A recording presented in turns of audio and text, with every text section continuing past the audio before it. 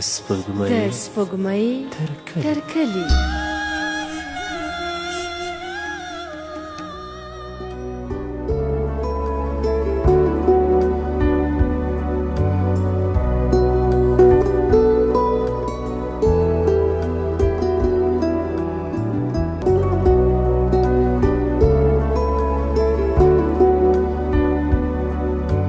سپوږمۍ تر کلي خپرونې قدرمنو دوستانو، د مینې و جګړې ناول وروستۍ برخې ته ښه راغلاست.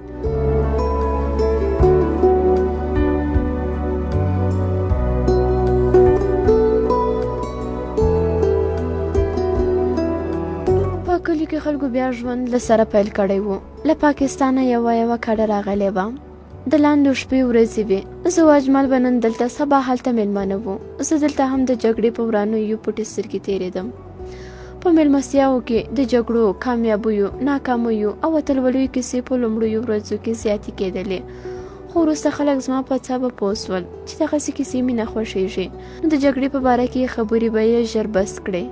زموږ د ځوانۍ شپې ورځې خو نه سوې راګرځېدلی، خو ما هسې ځان داسې ښوده چې بس هغه وخت یې هغه کلی دی، هغه مینه ناک خلک دي او هغه خوښۍ دي. هغه د چا خبره ځان مو په زوره خوشحاله شود، خو د ژوند له واقعیتونو سړی نسي تښتېدلی. د هغه لیوني لیدلو بیا تر هغو وختونو ورستون کړم. په بازار کې ماشوم پسې اخیستی و. ماشوم په ډبرو ویشت د بازار یوې څنډې ته له ماشومانو لرې ولاړ. را نارې یې کړې، بیا نه درځمه، بیا نه درځمه. موږ د هوټل په برنډه کې چای سوراوه. اجمل په ماشومانو منت وکړ. څو شېبې وروسته لیونی بیا دې خواته راغی. سندره یې زمزمه کوله. سپینې خیمې په پاکستان ولاړې دینه، بیا نه درځمه، رنګ سې کابله، بیا نه درځمه، بیا نه درځمه، هو بیا نه درځمه. څه لیونی خو نه یم چې درځم، بیا نه درځمه، کابله بیا نه درځمه، خمارې بیا نه درځمه، بیا نه درځمه. لیونی د هوټل مخې ته راغی. د هوټل دریم پوړ ته یې په ځیر ځیر وکتل. لاس ویلي سره یې وویل، څوک به د کابل ورانې کوڅې له یاده وباسي. موږ ته یې مخ راواړو.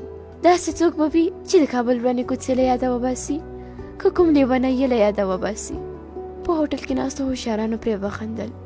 لیونی هماغسې ګډ و. کابل یې ړنګ کړ، داسې ړنګ کړ لکه د دښمن کور. شی یې ړنګ کړ. هی هی څه لمبې وې. کابل یې وران کړ، هغه یې مړه کړه. سپینې خیمې په پاکستان ولاړې دینه، بیا نه درځمه، رنګ سې کابله، بیا نه درځمه، بیا نه درځمه. درته مې وویل چې نه درځمه. له خندا شین سو. کنډوالو ته څوک ورځي؟ څه لیونی خو نه یم. کابل یې وران کړ. زما کابل یې لږ وخت کې داسې وران کړ لکه چې بیخي نه و. آواز یې لوړ کړ، کابل چا وران کړ؟ چا وران کړ؟ چا؟ چا؟ ولې؟ ګناه یې څه وه؟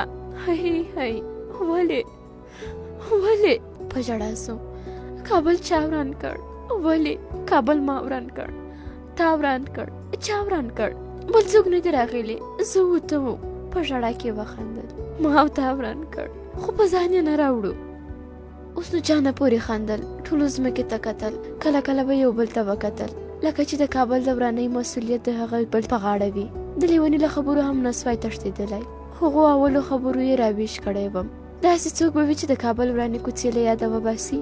بېرته به یې ځواب ورکړ، که کوم لیونی یې له یاده وباسي. ځان ته مې پام سو. آیا زه لیونی یم؟ زه د کابل په ورانو کوڅو پټې سترګې راتېر سوم. زه لیونی یم؟ حتما لیونی یم. که لیونی نه یم، خو خوږ کابل مې ولې له یاده وتلی دی؟ خپله مینه مې ولې له یاده وتلی ده؟ لیونی هماغسې لګیا و.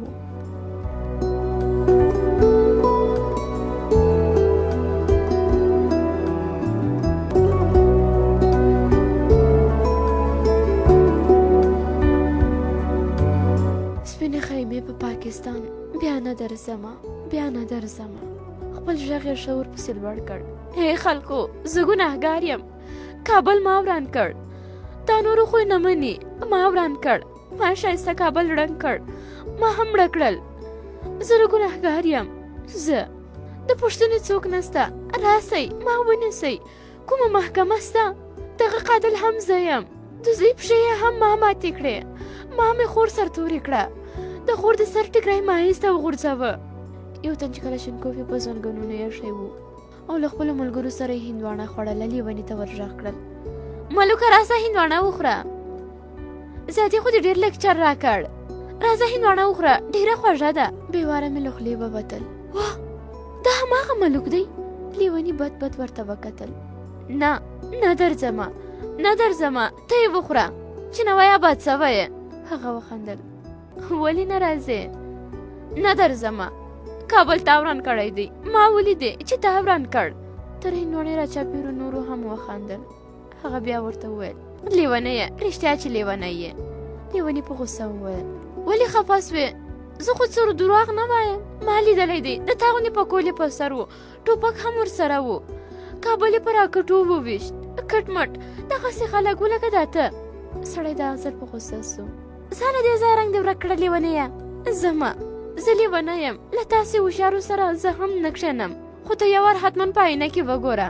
لیونی روان سو. سندره بیا له سره راواخیسته. سپینې خیمې په پاکستان ولاړې دي نه بیا نه درځمه. وړنګ سې کابله بیا نه درځمه. اجمل مخ راواړوه. زوی مړکې عجب لیونی و. دا یې څه ډول خبرې کولې؟ په ما خو یې بیخي خولې راماتې کړې. ما ورته وویل لیونیان هم عجیبه دنیا لري. هغه څه به وایي چې موږ ټول به یې ویل غواړو خو نه یې وایو. اجمل اسویلي سره وویل په حقیقت کې موږ ټول لیونیان یو. څنګه؟ زه وایم که موږ عقل او احساس لرلی اوس باید د غرو لیونیان سوي وای. زموږ لیونتوب په نه لیونتوب کې دی. ما یې د سر په اشاره خبره تایید کړه. خو یو بل سړی چې زموږ تر څنګ ناست و ما نه پیژنده او دا نورو ملک صاحباله له دې سره موافق نه و. شمیرلي وویل نه که د دې سړي په ځای هر څوک وای د غرو لیونی به و.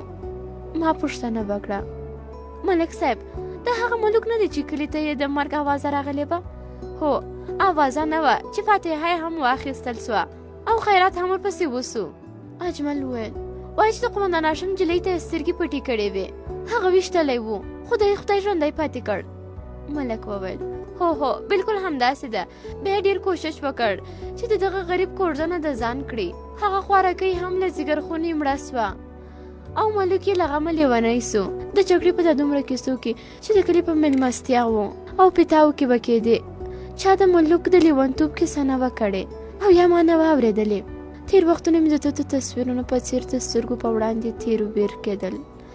څه مې چې لیدل یا اورېدلي ول ځورولم یې.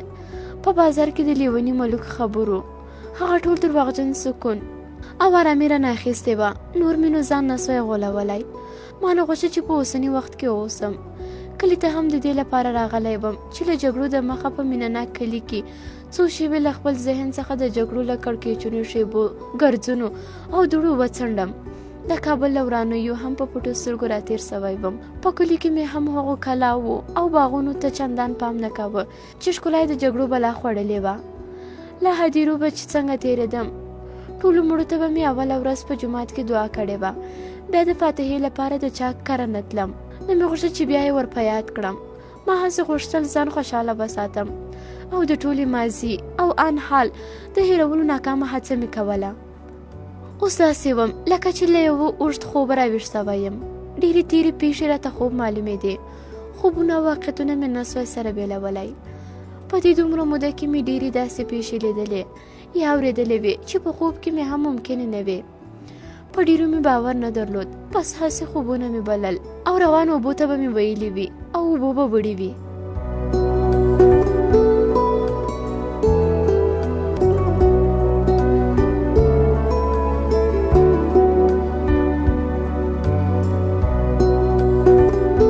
ملک لیونی سو. خماره مړه سوه. قومندان هاشم څه سو؟ سمود چېرته دی؟ د شکور به څه حال وي؟ لکه چې د هر یو عکس په دیوال مخامخ راته ځړېږي. ټول مې یو دم ذهن ته راغلل یاسمین به اوس چېرته وي؟ په دې دومره موده کې چا د ګل مرجان او د اولادونو په اړه یوه خبره هم نه وه کړې. هغه وخت چې له وطنه مې کډه بار کړې وه له ځان سره مې ویلي وو نور به دا تریخې خاطرې هېروم.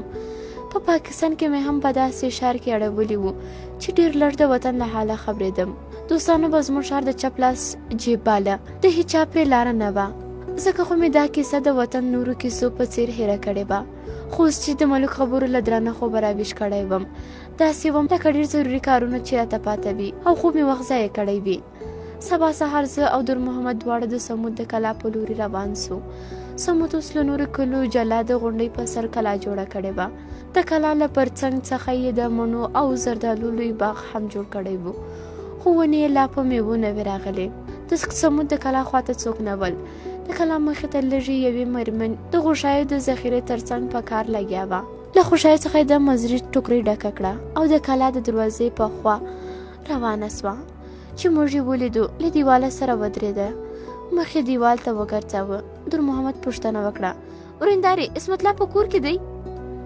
په ماته ګوډه پښتو یې ځواب ورکړ: هو، خو له مېلمنو سره په باغ باندې تللی دی. له دې سره د دیوال ترڅنګ د کلا د دروازې په لوري روانه سوه. در محمد وویل: دا د سمود دویمه ښځه کابلۍ ده. ما وویل: تعلیم به یې هم کړی وي. هو، په حکومت کې کار کاوه. دا ډېره لویه کمونیسته وه، ډېره ښایسته وه، خو مدان هاشم پې مین و.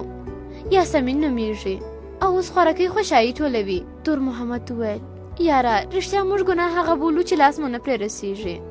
څنګه؟ سمود څو واره د دغې په سر له قومندان هاشم سره جنګ وکړ. ورته یې وویل چې له دغې نجلۍ څخه لرې ګرځه، دا دې ګناه ته باسي. خو د پخپله واده ورسره وکړ. د خبرې لا نه وې خلاصې چې د باغ له دروازې څخه یو ډله خلک راووتل.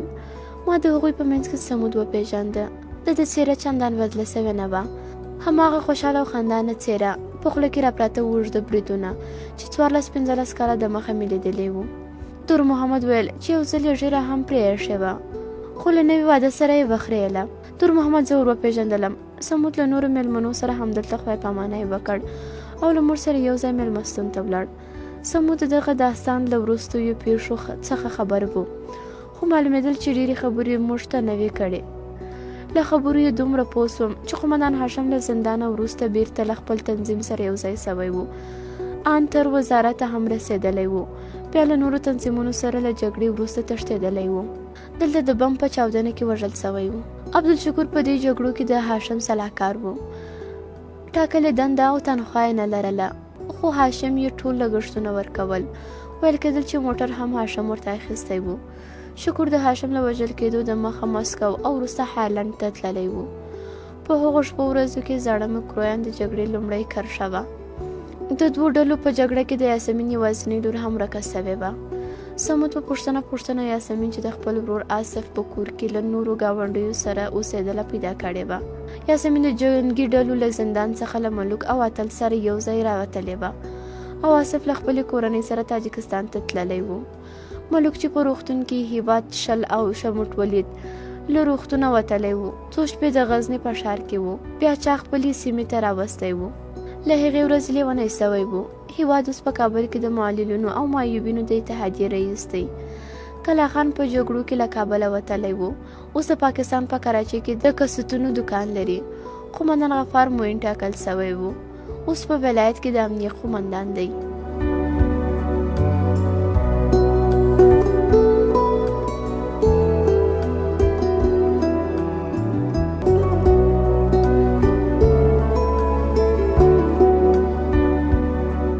په څه خواریو او زاریو مو ملک راضي کړ چې کابل ته د علاج لپاره بوسو. ما او اجمل غوښتل چې علاج په پاکستان کې وکړو، خو ملک مرګ ته حاضر و. هلته تګ ته نه هلته نه ځم، هلته سپینې خیمې ولاړې دي. بیا به مې خپل کابل ته د ړنګېدو شیرې له خولې وتلې وي. بیا به څه وکړم؟ ها، تاسې وایئ. او ورپسې دا سندره په لوړه زمزمه کړه: سپینې خیمې په پاکستان ولاړې دي، نه بیا نه درځمه، ړنګ سې کابله بیا نه درځمه.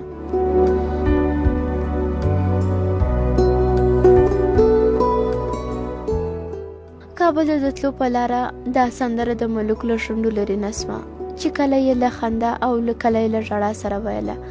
په کابل کې علي آباد روغتون هم د دې هیواد د نورو اوسېدونکو غوندې له خپل اصلي ځایه بل ځای ته کډه بار کړې وه. تر ماښام مو ایله د روغتون نوی ځای پیدا کړ. ملک مو هم دلته بستر کړ. په دې روغتون کې یې علاج ونه سو. بیا مو د بهرانیانو په یو کلینیک کې بستر کړ. آلماني ډاکټرانو واده وکړه چې ملک به د درملنې لپاره آلمان ته استوي. فور مې ډک کړی دی. په څو ورځو کې مو آلمان ته د ملک د ایستلو نور سندونه هم بشپړ کړل، خو د ملک حالت لا هماغسې و. یوازې په څېره کې له څه بدلون راغلی و. آلمان ته د ملک د استولو نیټه د مارچ 5 ټاکل شوې وه.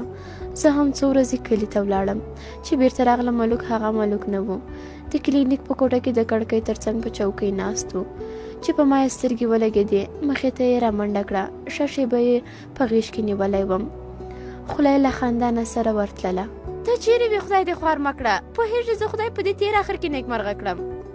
څه خبره ده څه خبره ده ته لا خبر نه یې؟ ژولیا مې ولیدله. ژولیا څوک ده؟ ژولیا په چرت کې سو. له لړزن وروسته یې وویل ژولیا ده. لکه چې د ریاضي له سختې پوښتنې سره مخامخ سوی وي. په خپل ذهن کې د پوښتنې په سم ځواب پسې ستړی و. بیا یې وویل ژولیا نه پوهېږم. ژولیا شاید د خمارې روح وي. له بېګارۍ سي زه هم په دې فکر کې وم چې ژولیا څوک ده. اوس له موږ سره یو ځای سي. په سبا ملک د نورو ناروغانو په ډله کې چې مشره یې یوه نرۍ جګه شین سترګې مېرمنه وه د علاج لپاره آلمان ته ولاړ.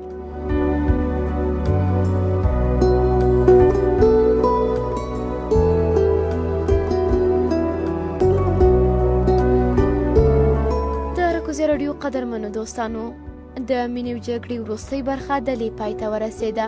تر بیا د خدای په امان.